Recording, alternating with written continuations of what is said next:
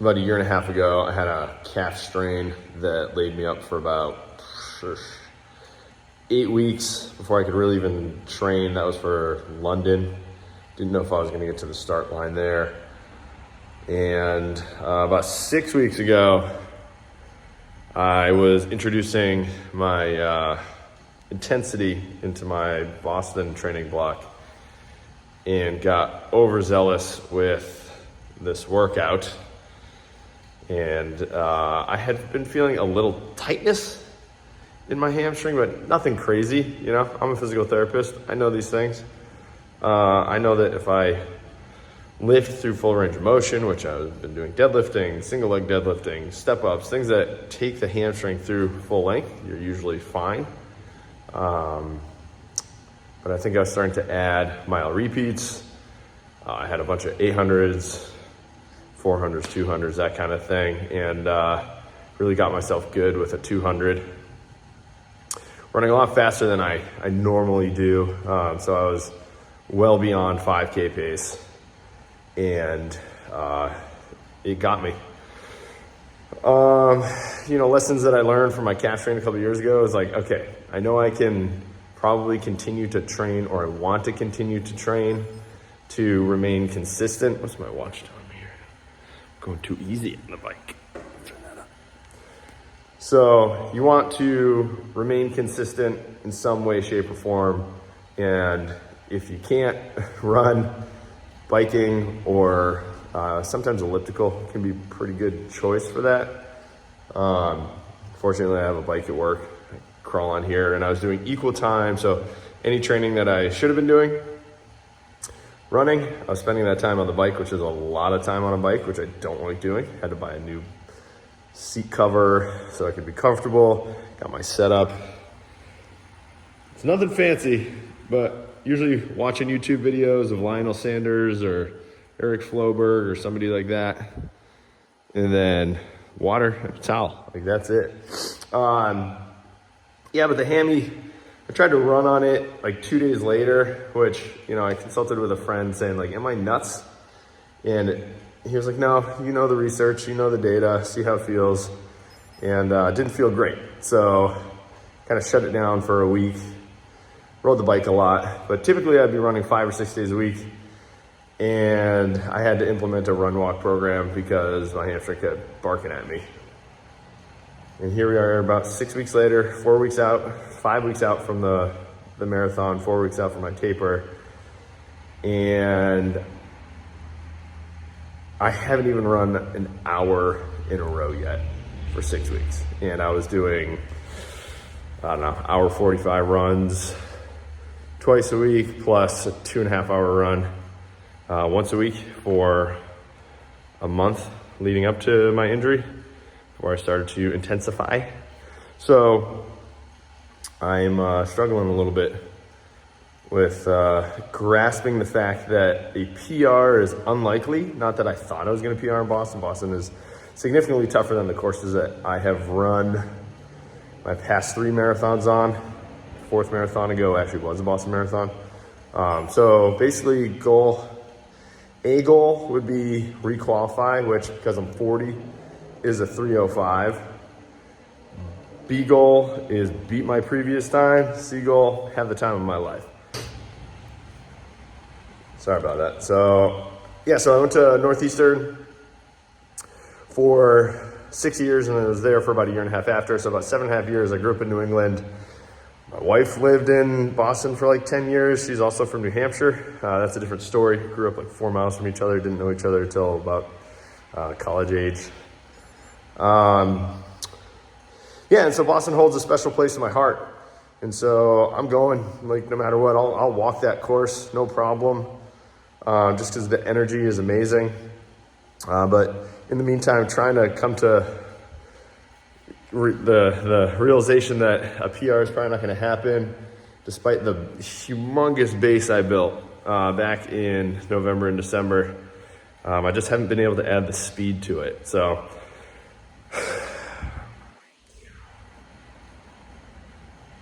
I have to look at this. I have to try to find something positive out of this.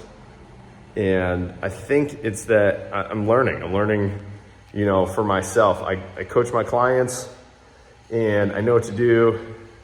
If a client had come to me and told me how they were feeling and it was how I was feeling at the time, I probably would have been like, dial it down. Let's figure this out. So, you know, sometimes as coaches or therapists, we sometimes say, we know better, so we can break the rules. And guess what? Physiology applies to us all. So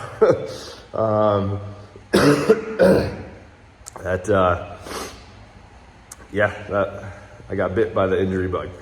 But yeah, the mental gymnastics, like I said, of trying to sit around and ride a bike when I, want to be running. Pretty crazy, but I am excited. Tomorrow morning I get to try my first hour-long run. I've come really close. I did a 30-minute, 20-minute, 10-minute run 2 days ago with a minute in between each round. So I'm like close. I'm close. But still being able to come anywhere close to my marathon pace hasn't really happened. A couple times I've touched upon it, but definitely got a little bit of kickback the next day in the hammy. So I know it's saying, hey, just, respect the scarring process, and let's think about the long game. We're wanting to do this for the long term. So I'm going to be sitting here riding the bike for a while, and let's see what we got. About 2 minutes before I go aerobic, and even though I should be at conversational pace, we'll see how I do. Maybe I'll check in a little bit, but yeah, these things, injuries happen, man. And, go see a licensed professional. Even though I am one, I still call upon my friends to be a voice of reason, because, sometimes you're just a little too close to it to make a right decision for yourself. And fortunately, I know a couple people out there who can help bring me down and say, hey man, think long-term. Think long-term. What can we learn from this? What do we know? What can we do better in the future? So yeah, that's it for the day. And what is it still? It's 5:35 and we're about to get going. So, all right, I'll see you on the other side. All right, 40 minutes on the bike done, and gonna get some lifting in. I definitely feel best when I do include some lifting. Yesterday was a bigger rehab day for my legs. So it's gonna be mostly upper body trunk today. Only lower body move I'm doing here, I believe, are some bench squats. I do limit the depth of my squats right now just because my hamstring does not like getting compressed as I go to that bottom range of the squat. So I touch down to a bench, doing front squats so I can also keep the overall axial load down on my spine. And so a bunch of other stuff, just getting after it, and feeling pretty good. Hamstring feels good after the bike. Was watching some videos of some pretty elite guys while I was on there getting pretty motivated. So all right, let's fit this in.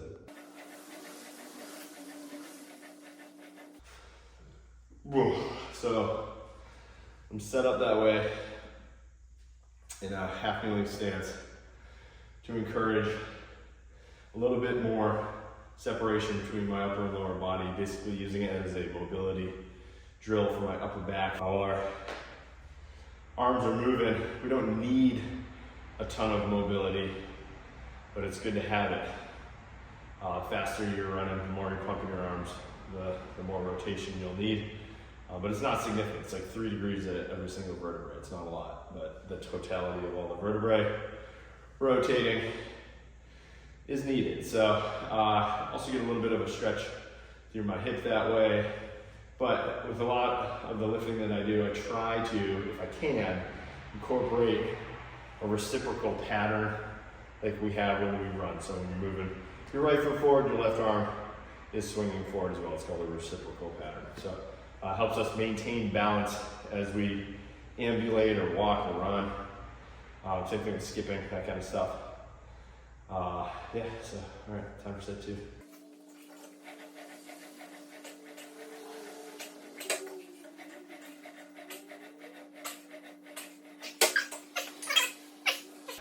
For these bigger lifts, every day I try to get 3 days in of lifting, or at least I have this block. I've had a little bit more time because I'm not running as much, but I have like a top lift, first lift of the day. It's usually a big lift, squat, deadlift, pull or push. I've been avoiding deadlifts just with my hamstring, so I work in a little bit of like kickstand deadlifting, single leg deadlifting on my left, so I can spare my right hamstring. But the squatting, the bench press or overhead press, and pull downs, I do a dual progression, meaning that I use the same weight and I up the reps each week. Usually I'll do 6, 8s, 10s. Once I get to 10, add a little bit of weight, drop back down. So I'm progressing the weight and the reps over time. It's really logical. It's mostly what most people do. Nothing fancy. It doesn't need to be fancy, but it helps kind of anchor your ability so you can consistently progress instead of, oh, how do I feel today? Well, you can't progress until you can progress. That's the point. So you can get a certain weight or reps, excuse me, until you can get certain reps. So, one more set. Then we're gonna actually move on to some bench squats. I didn't do them yesterday. Opted for kickstand deadlifts on my right, single leg deadlifts on my left. So here we go, set 3.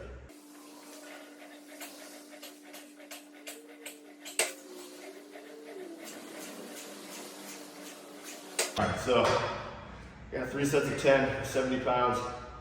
So next week, I'll be dropping down, so 3 sets of 6 with 72.5. So that's the dual progression for you.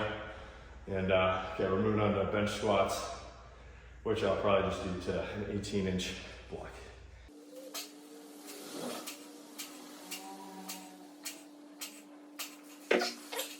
And flies. The first time I saw this was like somehow 6 years ago. I know most people will actually do this on a cable machine, but I kind of like the end range intensity that you get to your pecs. And no, this is not a performance exercise. I'm not doing this to get better at running or assist with my running. Some people would say, keep the goal the goal, and I understand that. This is more of a vanity exercise. Yeah, I don't do a ton of bench press, so I still want to work on my shoulder health, my chest. Feels good, get a good pump. You know, some of this is just about making yourself feel good. Sometimes if you look good, you feel good. So that's a little part of this. We're going 3 sets of 15 to 20 reps with a medium jump stretch band. I think it's like 50 to 60 pounds, something like that. So setting up. Sorry, I'm getting over a cold that my kids gave me. Thumb down position, and we're just gonna horizontally adduct the arm, bring it down to the side and adduct, horizontally adduct, depending on how you stand. Getting your chest, biceps, and shoulder. Nothing fancy. Like I said, a lot of guys will hit on the cables and they'll come here. And first time I saw this version was Ryan Fisher of Shark Performance. So coming down, thumb down, reach to the midline, and controlling the way back. So you do have to control the eccentric as well at the bottom here, and 15 to 20.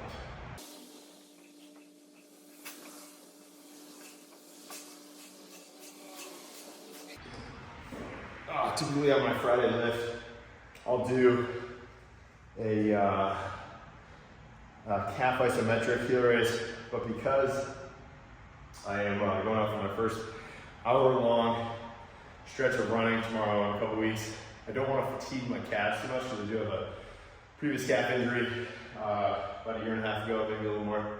And sometimes I'll feel that if I'm really fatigued. I don't want anything to come up tomorrow. So instead I'm going to do a penguin march, taking the plate overhead. I'm going to be marching for about a minute. Usually I'll go the length of the gym and back. So up overhead, the weight nice and tall, and then up on my toes. So it's still an isometric, it's just not as high of a contraction.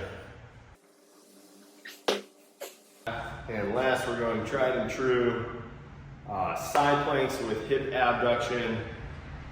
While we're in mid stance, our glutes and our trunk are working really hard to keep us upright, erect, and efficient. And that's what we're going to be working on here. This is also a physical performance test that I like to have clients go through before sending them out on their way, just to make sure that they can withstand higher level forces to do their hip and lateral chain. Even though it's really hard to replicate the actual forces of running with any lifting exercise. I think people grossly underestimate how much impact, how much force we have to withstand with every single step while we're running. So, the physical performance tests, which you can find on my page, are just like the basics, screening tools before someone is necessarily cleared to run or start training or being coached by me. So I know that it's going to be harder on my right side than my left. It's just, it just happens to be probably part of the reason why I'm undergoing some injury on that side. But and then there's also, one thing to clear is that there's a misconception like, oh, you got to strength train, it's going to prevent injuries while you're running. We don't have a ton of data on that. We don't actually have a ton of support for that. There's some mixed results. But one thing that is pretty apparent is that lifting or performing some form of resistance training is beneficial to performance. And I think a lot of us care about how we do when we're running. So to improve performance, it is important to be strong, have some flexibility, have some mobility, have good balance, and lifting, resistance training through full range typically can help with that. So side planks for 3 times 20 seconds each side. And then you gotta clean up and get ready for 8 hours of working with clients and patients, and time to be a dad. Wife's gonna be out of town, so it's just me and the kids for the next 24 hours after that. So, all right, I'll get out there, get your runs in, get your lifts in, and if you have any questions, please never hesitate to ask. I probably want to do the side planks, so you know I did them.